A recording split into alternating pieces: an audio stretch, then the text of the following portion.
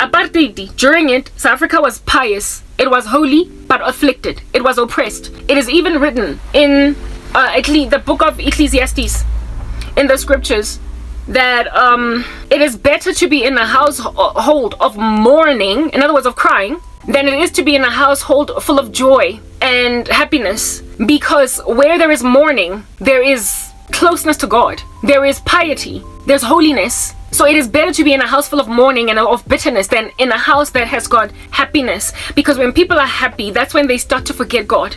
They feel like they don't need Him anymore.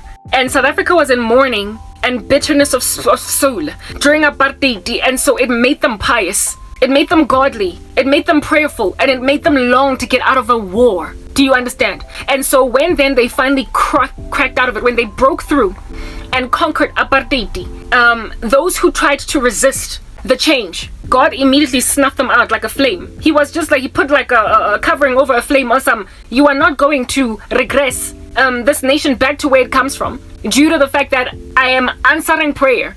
I am giving reprieve and relief to the oppressed, and you're not going to stand in my way. He is the God of the fatherless, the father of the fatherless, and He is the God of the widow and the orphan, and He will not abandon the widow and the orphan to their oppressors, those who hate the poor and seek to put the needy to death. He will not let them get their way. Do you understand? Go read Psalm 37. He will not forsake His saints. So the Lord would not forsake His saints in this country. And the saints across all races who had been raising up prayers which were a good fragrance going up the nostrils of God, when then there were resistors to the change, God just snuffed out their bombs. Everything that was to derelict, or not derelict, sorry, but derelize the movements forward. God was like, no, not on my watch. Like, my people have suffered long enough. I'm gonna give them a new South Africa. And so all their strategies to block progress and to regress us back into civil war, to keep a wicked regime running, they were blocked, they were stopped. Well, God did no such thing in 2014 for me. He did 2015-14. He did no such thing for me. He did not block destruction. He did not block resistance or opposition to a desire for change, because there were literally not enough people on the ground that He would be doing this for. God saw it fit to protect me from a dying country rather than rescue the whole land. What I am is a byword, guys. I am a snare to those who have afflicted me. All these years that I have been incarcerated, albeit being innocent, has made South Africa look hella nasty.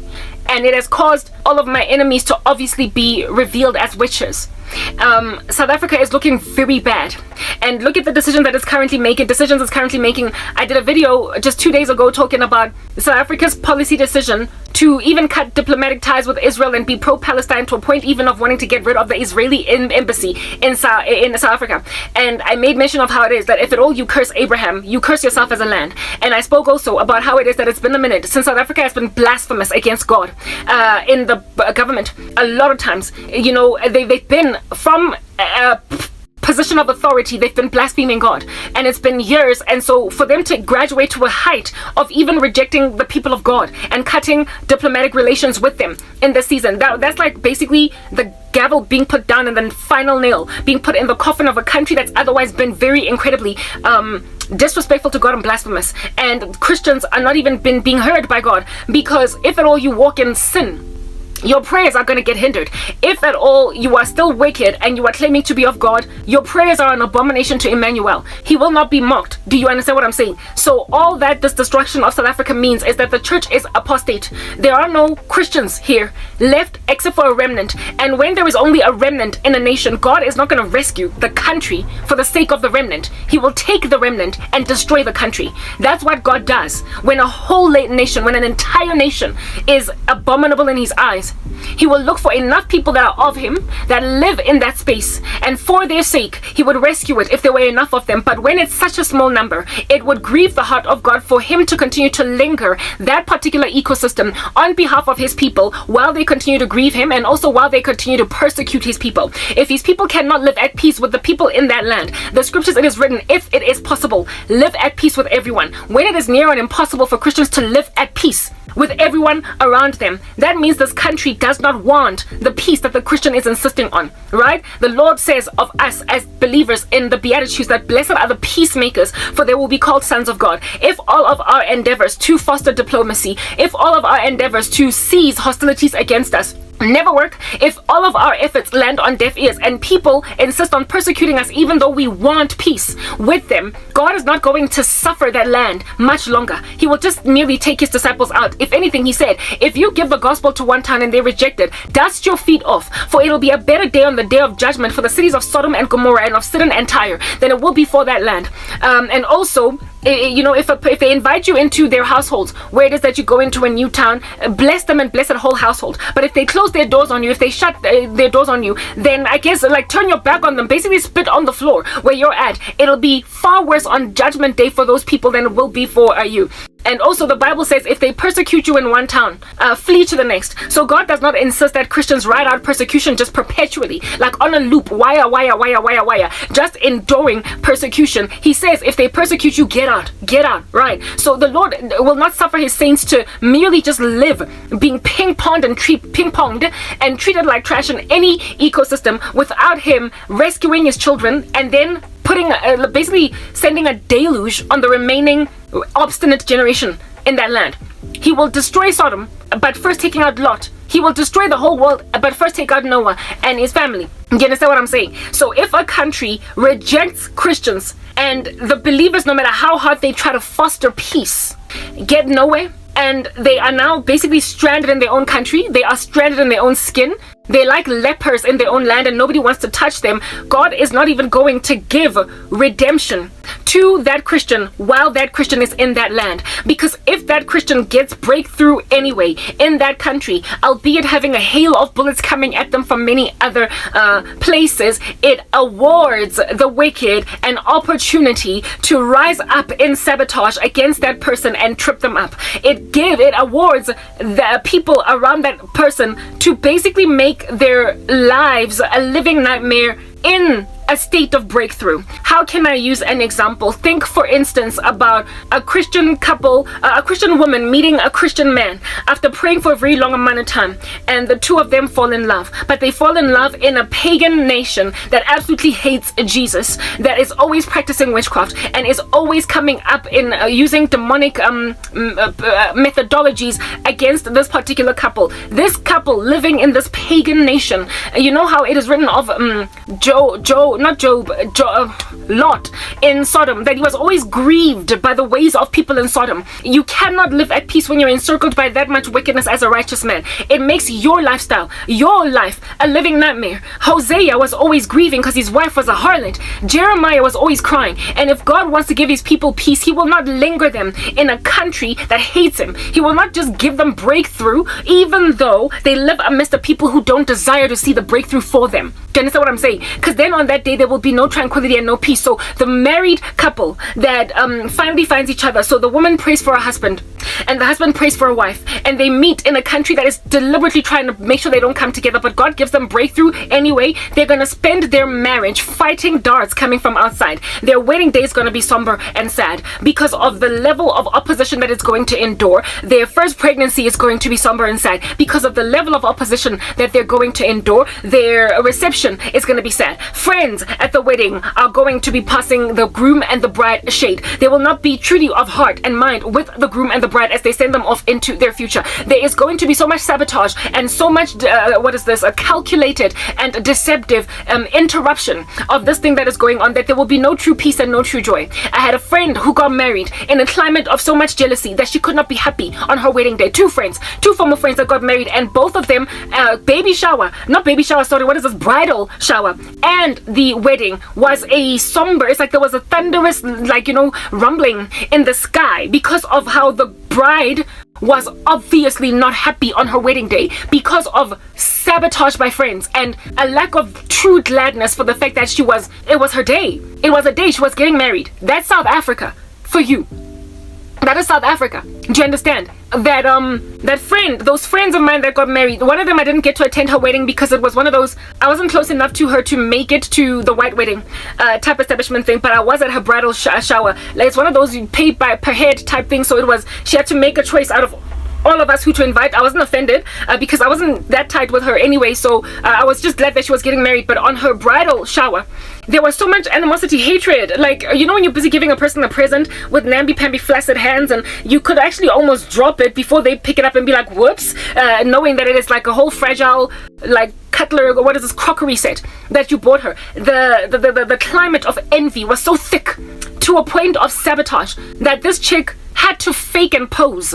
She had to be a poser. Do you understand? At her own bridal shower, so she does not walk out, since you have done this sweet gesture for me to throw me a bridal shower. But she could pick up there was hostilities in the room. Like, if your bridesmaids, your maiden of honor is not happy for you on your wedding day, she shouldn't be your maiden of honor, should she? But a lot of people have settled in the country for that. The one whose wedding I was at, we were like properly invited to the reception and everything.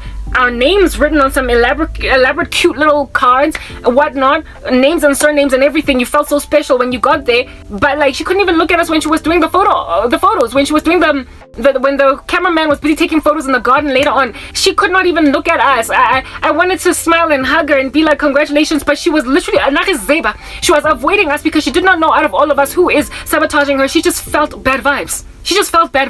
So if a married couple, a couple that is praying to God for wives, for each other, when they meet in a climate like that, they are going to have a horrible wedding day.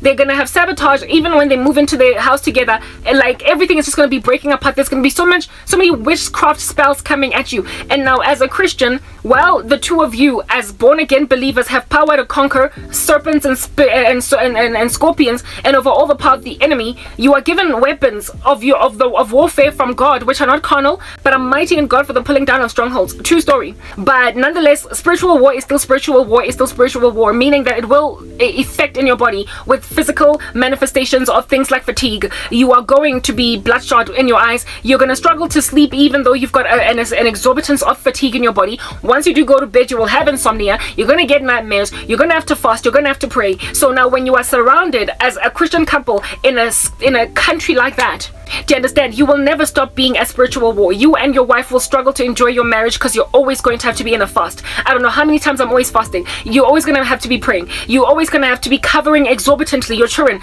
with prayer. They will come up against everything. A jealous conglomerate that cannot exercise self-control and brittle their flesh and under the submission of the Holy Spirit cannot be trusted. The climate of their insanity is such that you do better by moving out of that ecosystem where it is that it'll be a little bit better off for you. So you know that a country is judged by God when Christians are in 24-hour-a-day spiritual war, when there is like a psychosis in the kingdom of darkness to a point where they will give absolutely no believer rest. They will give no one rest. Everybody is just always coming at you. There's so many flying kicks in the sky that you can't catch a break.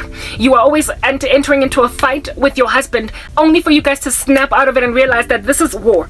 This is spiritual war. Somebody's trying to sow discord in our marriage. So yes, as a Christian couple, you conquer. But in a country that is as diabolical and as forgotten its first love as South Africa, you are going to be in a lot more spiritual war as a married couple than is absolutely necessary. You're going to have to be a lot more astute, a lot more acute, tuned in to the spirit to recognize that the fight you're having over the toothpaste that was left in a strange part of the bathroom, you will realize that it's spiritual. You will realize that you are meant to fight. And so reconcile and do better. But the fact that you have to be that distracted all the time is entirely unacceptable, and God does not want his children living like that. He does not. He says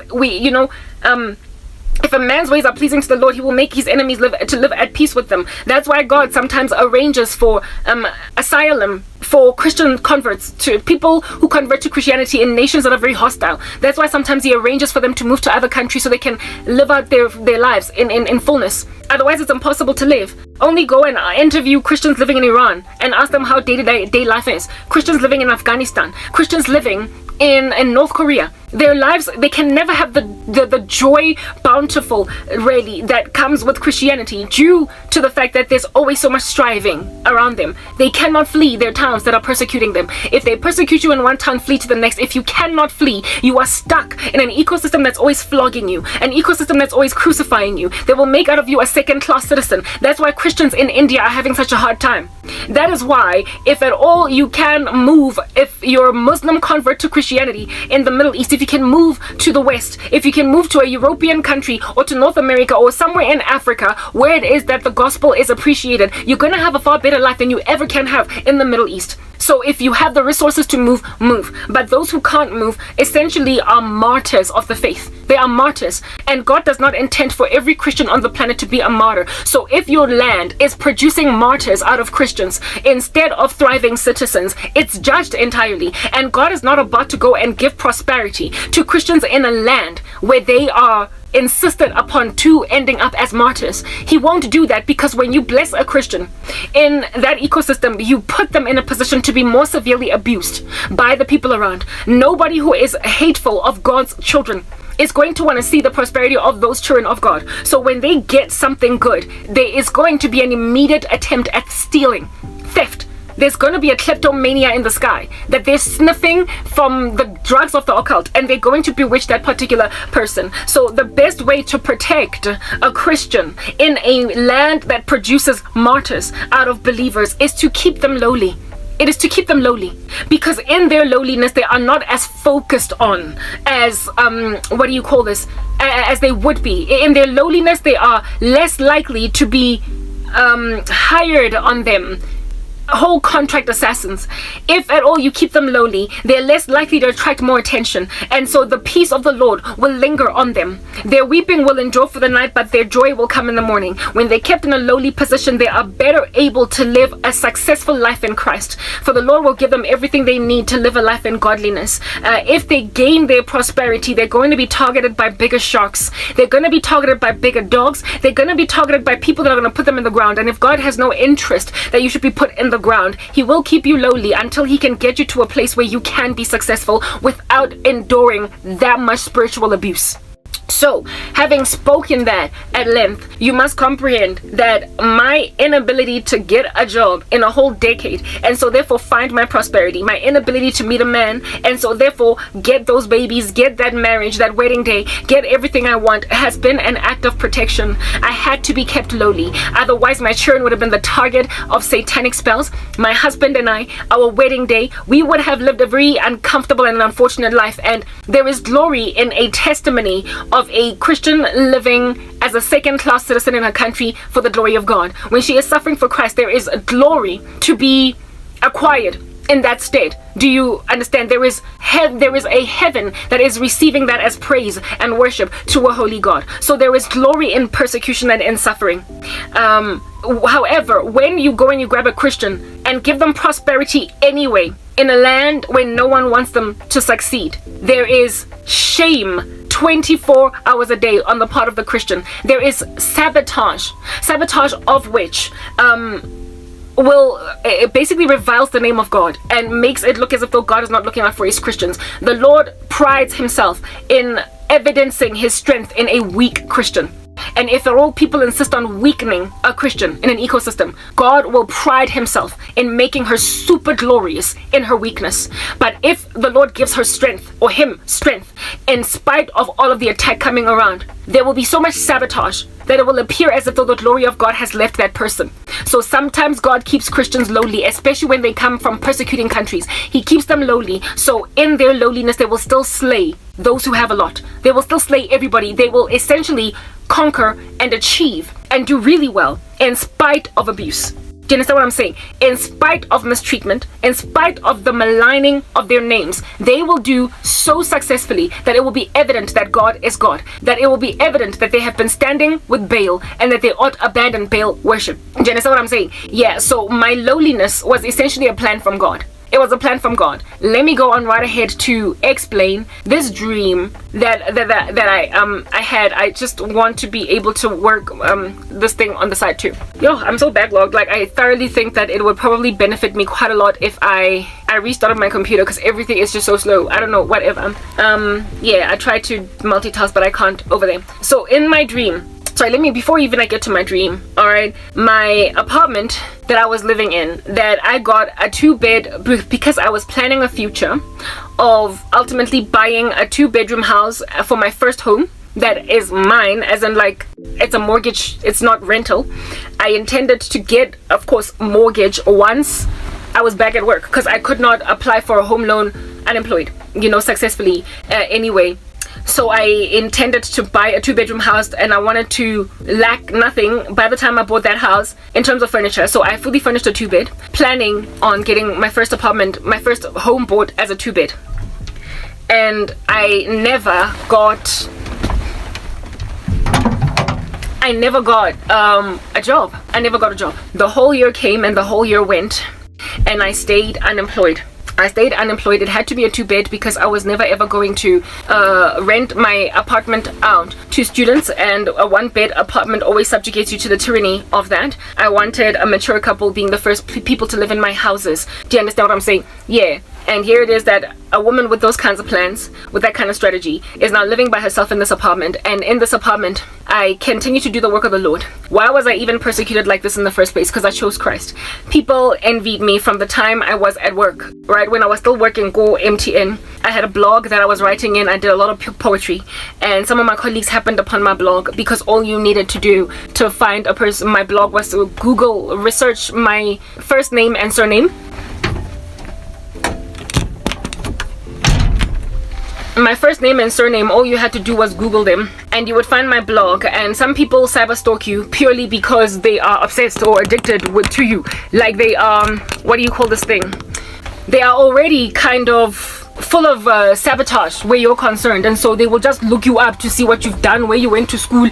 They will try and find your LinkedIn profile and what have you. And so one of the first things that popped up when you typed in Karabo Hlongwane was my blog, because in my about page I put my whole full name on there, guys, and it was it literally ranked it ranked very high on SEO for whatever reason. If you typed my name, you would find my blog. And I changed my my about page. I changed my name from Karabo Hlongwane to Cranberry K because it was very easy to find my blog by typing in basically my name, because I understood. I got to a point where I ended up scared of jealousy. I got so abused that I was like, I don't want people that I don't lead to my blog. I don't want people that I don't deliberately or directly say, I write, I do poetry, I do ABC, check out my content. Unless I tell you, I didn't want you going to look at me. I only wanted people that I trusted reading my stuff, because I wasn't even trying to become a big author or whatever, or get hits, or even monetize my blog. I never intended to do anything of that nature. It was just a hobby where I was writing about Jesus, and I trusted that WordPress would, I guess, proliferate my content and others would read it, and whoever I would lead to my blog.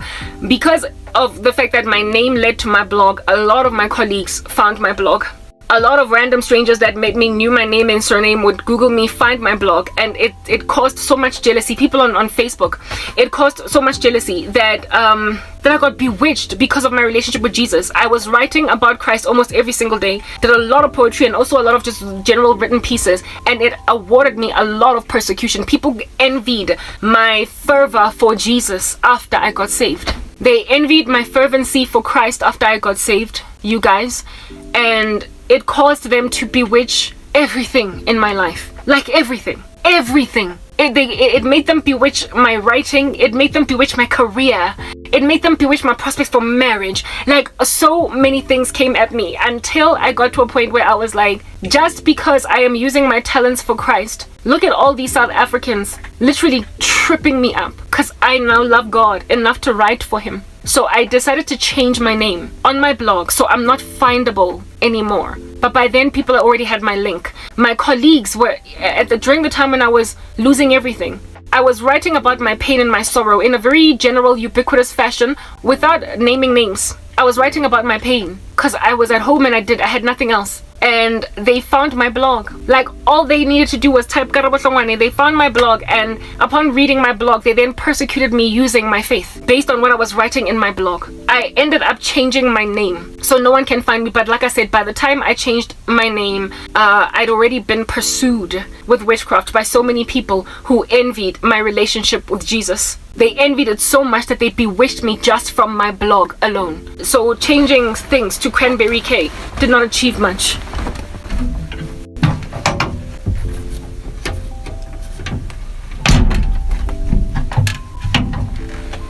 Changing things to Cranberry K did not do anything, because by then I'd already gathered for myself lots of rubbish Do you understand? Cyber stalking got me hurt something bad, but before I made those changes, like I said, people had already afflicted me. So that was the first sign of South African apostasy, the first sign of South Africans hating God, to a point where when somebody converts and they give themselves fully and comprehensively to Jesus, they get treated like that. They get treated like that. I should not have been that badly treated by this country for choosing Jesus because it claimed to be Christian. People should have been happy for me, and they should have also embraced the fact that I loved the Lord, guys. Because I mean, like, when I was in high school, I had these friends that all used to go to church every Sunday, and I was the only one that was unchurched. I was the only one that was like irreligious, you know. Everybody was going to some Christian church, and there was one Jehovah's Witness. And when I finally gave my life to Jesus, they should have been like, whoa, Karabo finally joined us. Karabo finally joined us. Instead, they persecuted me. They persecuted me. And it would take a good, like 2 years for me to get so fed up with that level of persecution that I would end up changing my name in my blog. It achieved nothing, because by then I already had for myself cyber stalkers. They already had links to my blog. They were no longer Googling me, just merely using my keywords. Their computers had memory. You know, when typing history, you automatically just come across a person's blog. Yeah, to this day, those beasts, many of those animals that afflicted me with witchcraft, still find look for me in my blog. They still search for me in my blog. And you see, the thing about my blog is it has now today, my blog has a YouTube link to it, right? I have ever since then revamped my blog. There was a time when I even bought the domain, so I got a new template and everything. I was writing until I stopped because WordPress, given that it's an American brand, made a decision to persecute me too, by shadow banning me. So I haven't been writing off late. It's been maybe like 4 or 5 months since I wrote, type thing. But there was a time when I was kind of looking forward to growing my blog.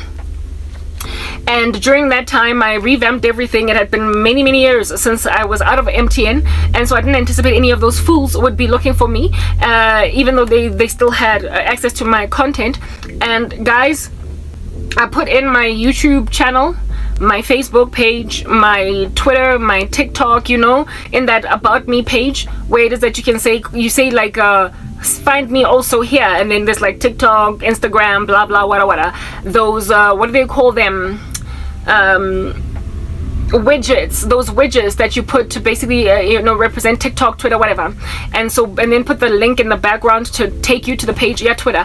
I put all of my places there where it is that I upload content, type establishment thing. And then I left it 4 months ago, and believe you me, people that last knew me and saw me in 2014, who had access to my link of my blog, went into my blog as recently as 2 months ago, and it was quiet in my blog as at like maybe 2 months from that date. Like I told you, last time I wrote in my blog was maybe 4 months ago. Yeah, so they noticed that my latest activity was about 4 months ago, and then they went across my pages, went to my contact page, my about me page, and in the about me and the contact page, I put widgets for TikTok, for Twitter, for this, for that. Do you understand? Yeah, I put them all there. YouTube. And one guy found my YouTube channel that way. One guy found my YouTube channel that way.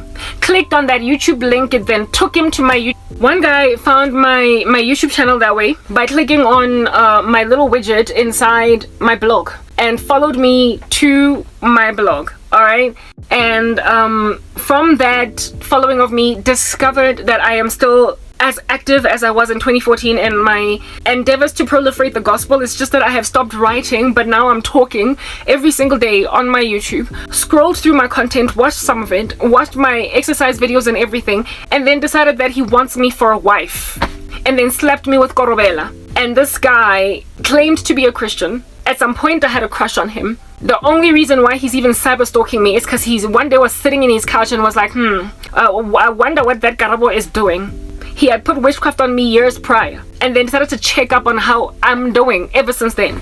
Finds my YouTube channel, realizes I'm still thriving, and then instead of basically being satisfied that I'm going nowhere, he then decides, oh, let me go back to the drawing board and change my strategy where this is concerned. I'll take her for a wife. And this is why I'm always complaining about Korobela.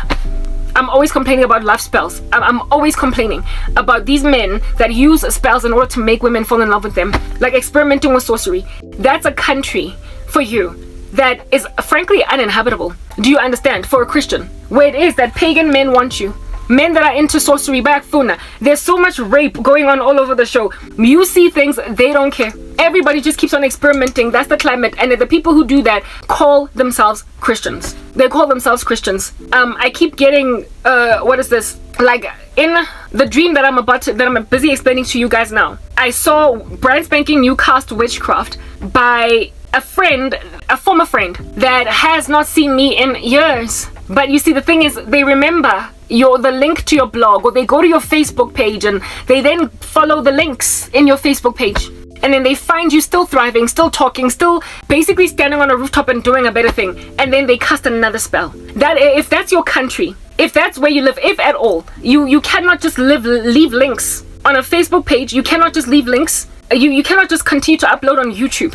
and trust that people who know you, that happen upon your content, who likely even cyber stalked you, they actually followed you, they searched for you until they found something of yours, and when they went in there, they then like lost satisfaction with what it is that you ended up as. So they want to destroy you. And when they find you going about your father's business, they're like, this is not what I wanted. I wanted more than this. I wanted finished and klar. I wanted complete destruction. But this here is thriving and the glory of God is oozing out of it. Remember, I told you that the Lord sometimes uses weakness, and if anything, a lot of times, in order to manifest his true glory in a person. So when you are suffering and you have nothing to your name, and yet you still inspire the covetousness of people who have everything, that is God's glory oozing out of you.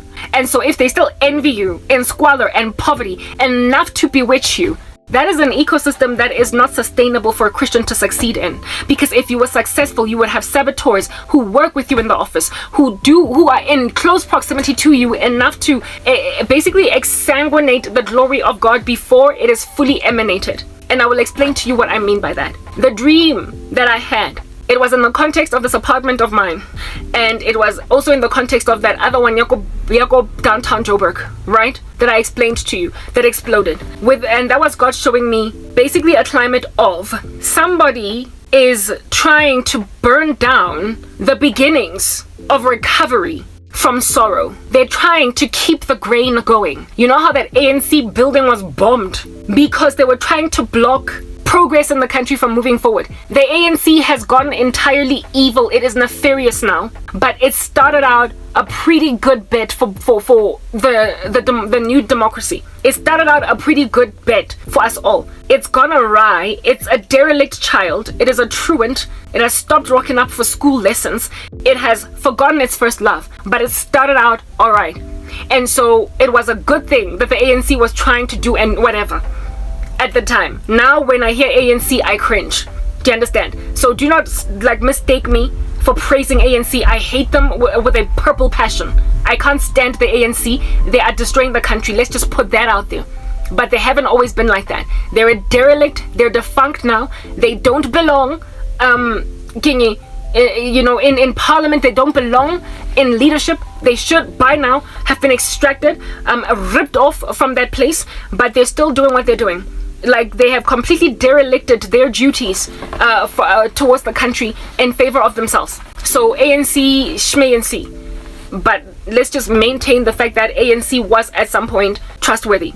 Okay? And so the dream was God showing me a time during ANC's trustworthiness where they were actually trying to rebuild the country and somebody coming to oppose it. My dream happened in a sectional title that was similar to that of where it is that my cousins were living in, but the house on the inside was my apartment from, what do you call this, from Four Ways. The apartment of which I intended from it to basically start a future move forward without my enemies. From that apartment, I was intending to get a new job, look into the future, pray, trust the Lord to bring a husband along. I was going to, once employed, also search all of the South Africa for a church, since the old church that I was in had betrayed me. I was on a mission to start again, a clean slate, a new leaf. After that level of betrayal, that's where I was at. And however, because I'm a gospel servant, I continue to write, I continue to upload on my YouTube channel, share my struggles, etc. These people from the past that persecuted me because of finding my blog were now obsessed with what's going on with me. They should have just left me alone when they caught wind in the grapevine, or even found out from me reporting it in my blog that I lost my job now.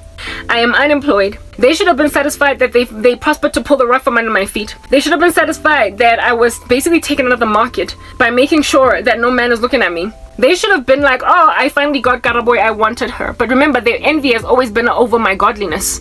And so they heaped abuse on me because I walked away from the debauched life. They continued to follow me. And in following me, when I was living in that apartment, I got my spiritual gifting. I had already understood what was going on there. Dreams, guys. I would just get dreams and dreams and dreams and dreams of people that are busy bombing me. Gilly one, I was in isolation. I was in solitude. I was trying to get my life back. I was trying to meet new friends. I was trying to make a new future for me in a country where it is that I was living, given that all of my old friends and my past has spat me out. I was going to go and grab a new future from the age of 30, 31. I was going to start from scratch, like I didn't have high school friends, like I did not have anybody from varsity, like I did not have people that I gathered for myself up to that age. I was going to start again. I was planning on starting again. But I had to get a job first. I had to actually have somewhere that I was going every day. I had to be finding a new church, driving to places, meeting people, shaking hands, being awkward, and then having lunch, and then becoming best friends. I had to start somewhere. I had to start. But the level of hatred of God by South Africa is so exorbitant that I was met, guys, even with people that I met in my complex, because I was always in the clubhouse.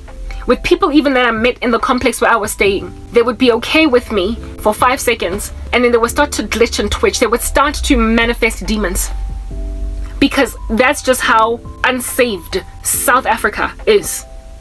I would meet people that I would would claim are also Christian, and they would start manifesting on me.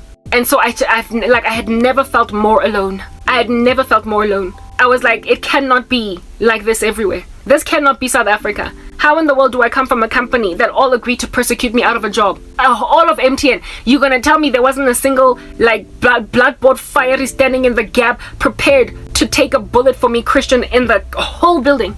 In that big company. Are you gonna tell me nobody heard my case and reached out? Not even one person. My case was so big and so taboo that everybody knew about it in MTN South Africa. Maybe even portions of group. And yet not even a single person reached out on some kind of what's going on. I used to attend some church at work. No one from that church reached out to me after I lost everything. How does an entire company with thousands of staff members, not have even one Christian that is concerned for a fellow saint? It's not like they didn't know I was Christian. Like I told you, I used to go to a church at work. I was on their mailing list. They had my number. One of them was one of my resources in my projects. And so she could have called me on some girl. Whoa, like what's going on? Just yesterday we were in a meeting and now nothing. No one reached out to me. That is South Africa. God was already showing me. Hore Karabo, you are living in Sodom that is posing as Galilee.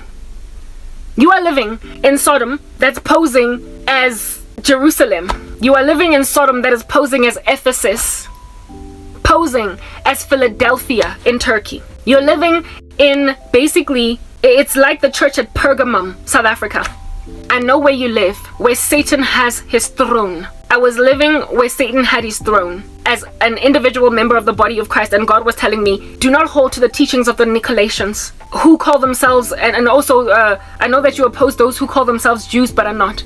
Like, basically just hold on and don't fall apart in this like place where Satan has his throne. I discovered that I was living in Pergamum, where everybody that was professing Christ was just a poser. The church at Pergamum is also the same one, I believe, where it is that God's disciples are tempted to turn away from God by consuming food sacrificed to idols and by participating in sexual immorality so that they can walk in Balaam's era. Yeah. South Africa, I came to learn, is the church in Pergamum. The lack of support when I lost everything, albeit having frequented my face in Christian circles for months in the run-up to perhaps even years, was just alarming. And so I wanted to do a better thing. I was like, okay, I guess now I'm smarter. I've learned a lesson. What I will do now is start again. Basically go and like, and start from scratch.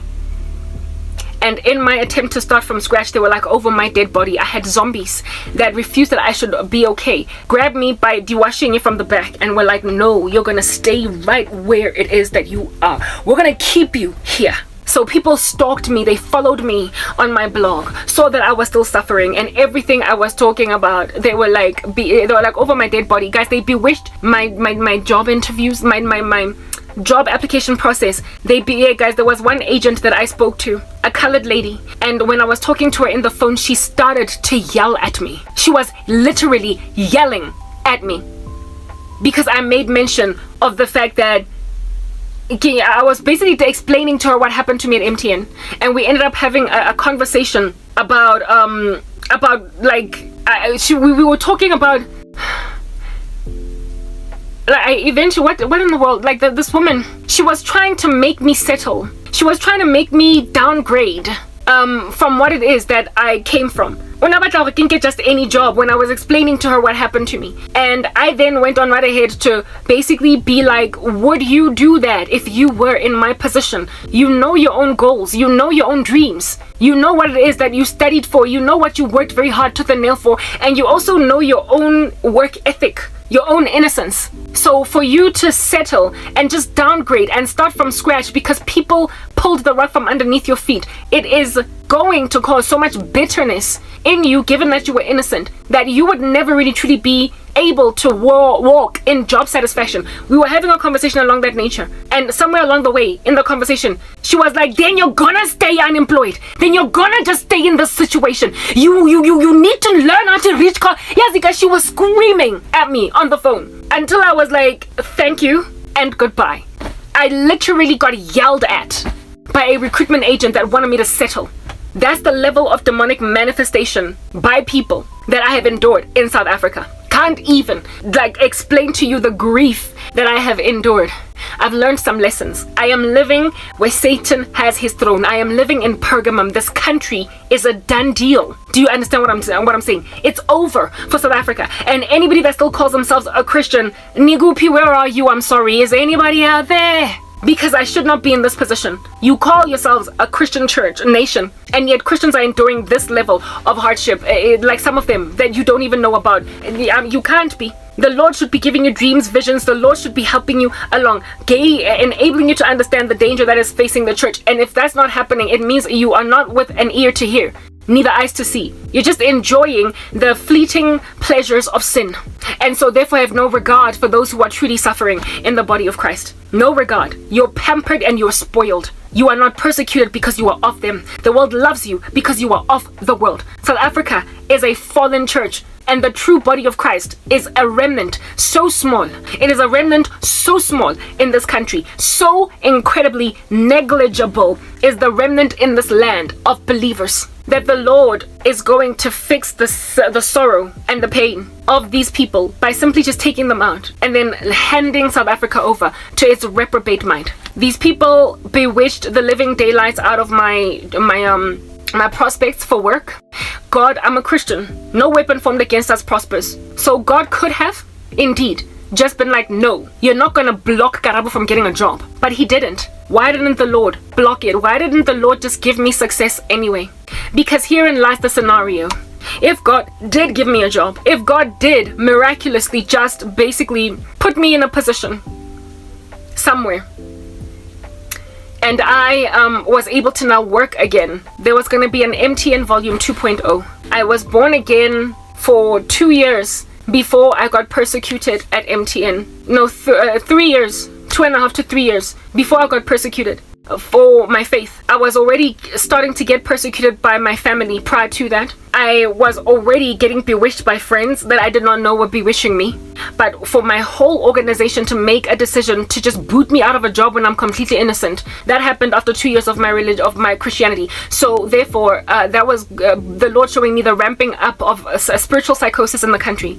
I had been getting dreams of a lot of witchcraft happening in MTN as a company. Like as in staff members was just so busy with each other that it was just a cantankerous, chaotic cesspool. I once had a dream of MTN in the center of the company. Go downstairs in phase 1 where there is a coffee shop. It was a whole big like Olympic sized swimming pool, evidencing basically water where the Lord was showing me employees, instead of walking from phase 1 to phase 2 in this company that you're living in, it's like they're swimming. Everybody is being blocked from getting to where they need to get. Colleagues are bewitching each other so badly that it's like they're all walking in water. When they get to work, they're not walking kamoya and able to fluidly just slice through the air, but they're resisted. Literally, the floor of the lowest level, go MTN, was an Olympic-sized swimming pool instead of a walkway. God was showing me that people don't walk here, Karabo. They are resisted by metsi. Have you ever tried walking underwater? You know, it's very hard. You can't just, with the same level of speed, walk in water as you would in air, normally, outside on the ground. That's how much witchcraft was flying around in the room at MTN. So it was inevitable that somebody as prayerful as me and somebody as consecrated as me would ultimately have an entire, band of colleagues lie about her and get her fired from her job. All people, many of whom, were professing Christians. With that level of witchcraft happening in an environment, a Christian cannot stand. So if I did get successfully interviewed for another job and start again from scratch, it's okay. Start another job, it's fine. Because at the beginning of me losing, when I lost my job, it was the beginning stages of me being a program manager from having been a project manager. I was not a program manager for long enough to interview for a program management job in any company. So I was prepared to start again from project management at a minimum. So if I had gotten another job as a project manager and basically taken 2, 3, 5,000 rands pay cut, just so I could at least, get it boosted from there. Like clockwork, inevitably, I would have been endured if at all the current status of the country is anything to go by. I would have inevitably, like clockwork, do you understand what I'm saying? Been persecuted in the same way that I was persecuted at MTN. I would have been persecuted in the same way. I keep on getting a flash vision of multi-choice, DSTV, multi-choice. The devil is trying to say to me, if you had moved to multi-choice, you wouldn't have endured what it is that you endured at MTN. A good 2 to 3 months before I lost everything at MTN, multi-choice wanted me. They wanted me, but I did not want to work for multi-choice because it was going against my faith, my beliefs. The content, the job that I would be doing would require me to basically proliferate rubbish to people that I don't stand by. Their content, you get my point. I was going to be a project manager there, but within the content management space, and some of the stuff that I would have had to work with would have been licentious content, adult entertainment, and I was just like, I can't work for a media company as a Christian. It's too much risk that I would happen upon things that are going to put me in a moral dilemma as the job that I'm working, and I'm not going to be able to turn down projects based on the content they're in without meeting with trouble with my boss. So even though I wanted to leave MTN, I was putting my CV out in the market because I was trying to get out. That's true. Multi-choice having wanted me as badly as they wanted me, being also a big company in the country, I rejected it for spiritual reasons. I rejected multi-choice for spiritual reasons, and a good 2-3 months down the line, I then lose my job at MTN. I keep getting a flash vision of multi-choice, the devil being on some, you should have gone to multi-choice, you religious, holier than thou, sanctimonious rubbish. You turned down a job somewhere for your religion, and here it is that they kicked you to the curb. And now you can't even work anymore. And I'm like, oh, so I was supposed to compromise what I thoroughly stood for in Christ so as to not lose a job? The world hates disciples. This is the cross that I am taking, and I'm bearing it. So at multi-choice, I was going to meet with challenges, the very same ones that I foresaw to a point of rejecting the call to go and work there, is the very same thing that ultimately caused me to lose my job at MTN. And so any other organization in this country would have persecuted me for my values, even if it was not the kind of company that would necessarily cause a person to have a moral dilemma. Like if you work for maybe a Tiger brand, like it's an FMC, a food brand, it's just food, for crying out loud, they would nonetheless find something that is going to mess you up in terms of your moral virtues, what you stand for, like just unsavory business practices. If you want to grow, you're gonna have to play dirty, be below the belt. MTN was a telecommunications company. The product offering, there was nothing therein that was standing against the gospel in totality, but nonetheless they managed to find something that would afflict my Christianity. They managed to find it. So what I'm trying to explain right now is that anywhere else that I would have gone, I would have endured what happened to me at MTN. It was going to be a volume 2.0. a volume 2.0. And now, if at all, I lost my job at MTN because what it is that was my reputation prior to me losing my job, I could have been given a second chance. It's like a juvenile that has or a person that has no priors, that finds themselves in a bad bunch, and so a judge has leniency on them because they have no prior convictions, and so they get away with murder, which is a little bit of community service, because they, don't have a reputation for just being reckless with society's values. MTN, at the place of losing my job, I had no priors. I had lost my case at the CCMA. I was very frank and honest about that. I was open and honest about what happened because I did not want to lie, right? Typesetup thing. And if at all you lose your case at the CCMA and get another job, anyway, essentially you're looked at like a person that has no priors. And so because you have no priors, they're prepared to give you a chance. They're prepared to give you a chance because you should not write a person off. Life happens.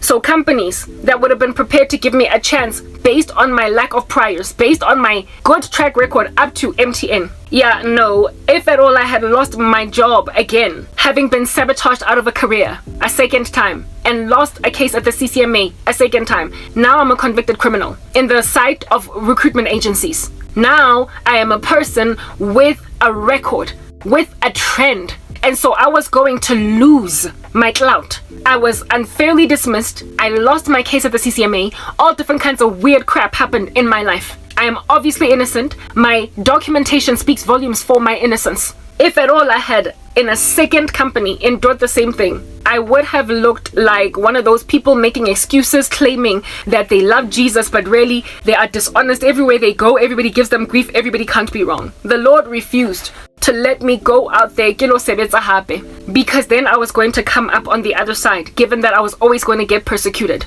looking like a person that just can't keep her hands out of trouble. I was going to end up looking like I just can't stop fighting with my bosses. I am the kind of person that I insubordinate my bosses. I can't work with my colleagues. I was going to be made to look like when I had a whole history where I stayed at MTN for 5 whole years. I was collegial with people in that company for 5 whole years. And they were going to take all that collegiality that I was able to walk in with my colleagues and make it look as if the one day I went crazy and stopped being collegial. So since I can't work with people, I was going to now be made unemployed permanently, unemployable also, and MTN would have been made to look good. It would have basically gotten away with the murder that it committed against me because of the persecution I endured in latter places.